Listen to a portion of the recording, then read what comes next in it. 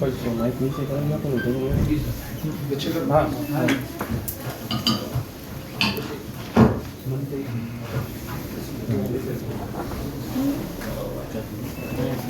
હા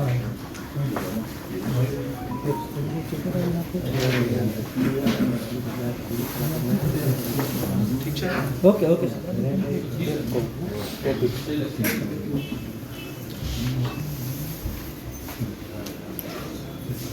રાજકોટ રૂરલ ડિસ્ટ્રિક્ટમાં સામાન્ય લોકો પોતાના જીવન શાંતિપૂર્ણ રીતે અને ભયમુક્ત વાતાવરણમાં જીવી શકે એના માટે રાજકોટ રૂરલ ડિસ્ટ્રિક્ટ પોલીસનો ભરસક પ્રયત્ન રહેશે. મારું જે ફોકસ છે અહીંયા રાજકોટ રૂરલના એસપી તરીકે કોર પોલીસિંગ ઉપર મારો ફોકસ રહેવાનું છે. કાયદો અને વ્યવસ્થાની સ્થિતિ જળવાઈ રહે, કોઈ પણ પ્રકારના દંગા ફસાદ, કમ્યુનલ રાઇટિંગ, કાસ્ટ વાયલન્સ એ નહીં થાય એના ઉપર અમારું સંપૂર્ણ ફોકસ રહેશે. એના સિવાય જે કોર પોલીસિંગના બીજા ભાગ છે prevention and detection of crime, એના ઉપર પણ સંપૂર્ણ ધ્યાન અમારા દ્વારા અને અમારી ટીમ દ્વારા આપવામાં આવશે. પહેલા તો પ્રયત્ન આ રહેશે કે ગુનાઓ બને નહીં, પણ જો કોઈ ગુના બની જાય તો આમાં તાત્કાલિક એફઆઈઆર દાખલ કરીને આરોપીની ધરપકડ કરીને આગળ સુધી કન્વિક્શન સુધીની કામગીરી કરવામાં આવશે.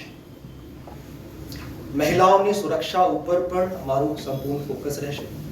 કોઈ પણ વખતે મહિલાઓ શાંતિપૂર્ણ રીતે સુરક્ષા મહેસૂસ કરીને કોઈ પણ જગ્યા જઈ શકે એવા માહોલ ડિસ્ટ્રિક્ટમાં ક્રિએટ કરવામાં આવશે. સાયબર ક્રાઇમ એક અમારા બીજું ફોકસ એરિયા છે. આમાં આપ લોકોને ખબર છે કે સાયબર ક્રાઇમના જે ગુનાઓ છે દિન પ્રતિદિન વધતો જાય છે. એના માટે અમારું જે પ્રયાસ છે કે લોકો સુધી પહોંચવાનું, અવેરનેસ કાર્યક્રમ યોજવાના, લોકોમાં જાગૃતિ કેવી રીતે આમાં ફેલે એના સંબંધમાં અમારા દ્વારા નિરંતર પ્રયાસો કરવામાં આવશે. પેમ્ફલેટ મારફતે, સોશિયલ મીડિયા મારફતે, સેમિનાર મારફતે અધિકતમ લોકો સુધી પહોંચવાનો અમારો પ્રયાસ રહેશે, જેથી કરીને સાયબર ક્રાઇમ સંબંધમાં લોકો ઉપર ફક્ત એક ફોન આવે તો પણ લોકોને ખબર પડી જાય કે આ ફ્રોડ કોલ લાગે છે. લુખ્ખા તત્વો જે છે એન્ટી સોશિયલ એલિમેન્ટ્સ, આ લોકો વિરુદ્ધમાં પોલીસ દ્વારા કડકમાં કડક પગલાં લેવામાં આવશે. પાસા અને તડીપારની કાર્યવાહી કરવામાં આવશે. અને જે રીઢા ગુનેગારો છે, અનેક સિન્ડિકેટના ભાગરૂપે કામ કરે છે, આ લોકો વિરુદ્ધમાં જે સ્પેશિયલ એક્ટ ગુજરાતમાં છે ગુસ્સી ટોક, તે મુજબ કાર્યવાહી કરવામાં આવશે. એસપી તરીકે પોલીસ વેલફેર એક મારું ઇમ્પોર્ટન્ટ ફોકસ્ડ એરિયા રહેશે. જે કર્મચારીઓ છે કોન્સ્ટેબલથી લઈને અને ડીવાયએસપી શ્રીઓ સુધી જે પણ અધિકારીની અથવા કર્મચારીની કોઈ પણ ફરિયાદ રહેશે એના નિરાકરણ કરવાનો પ્રયાસ કરવામાં આવશે. અને રાજકોટ જિલ્લા પોલીસ એક ટીમ ભાવના સાથે અમારા આખા ડિસ્ટ્રિક્ટમાં, રાજકોટ રૂરલમાં ટીમ ભાવના સાથે રાજકોટ રૂરલ પોલીસ કામ કરશે. લોકો કોઈ પણ વખતે મારી પાસે આવી શકે છે એપોઇન્ટમેન્ટ લીધા વગર, રજા સિવાયના દિવસોમાં. જ્યારે હું ઓફિસમાં બેઠો હું, કોઈ પણ વ્યક્તિ મારાથી એપોઇન્ટમેન્ટ લીધા વગર આવી શકે છે અને પોતાની રજૂઆત કરી શકે છે. Thank you.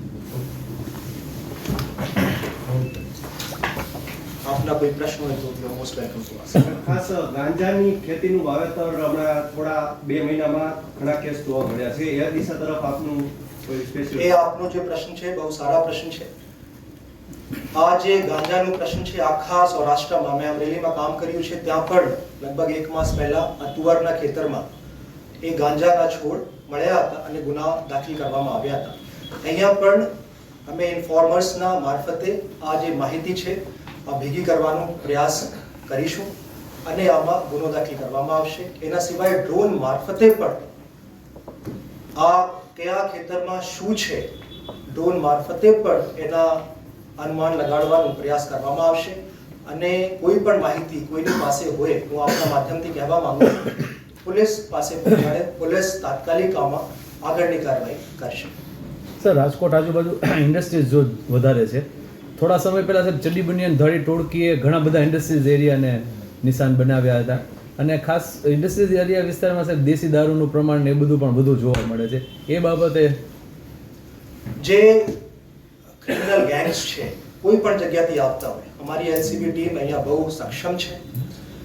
કોઈ પણ પ્રકારના ગુના બને સૌથી પહેલા અમારા ગુના દાખલ કરવાનો પ્રયાસ રહેશે. એના પછી ટેકનિકલ અને હ્યુમન ઇન્ટેલિજન્સના માધ્યમથી આ ગુનાઓ ડિટેક્ટ કરીને ગુનેગારોને જેલની સલાખોના પાછળ ધકેલવામાં આવશે.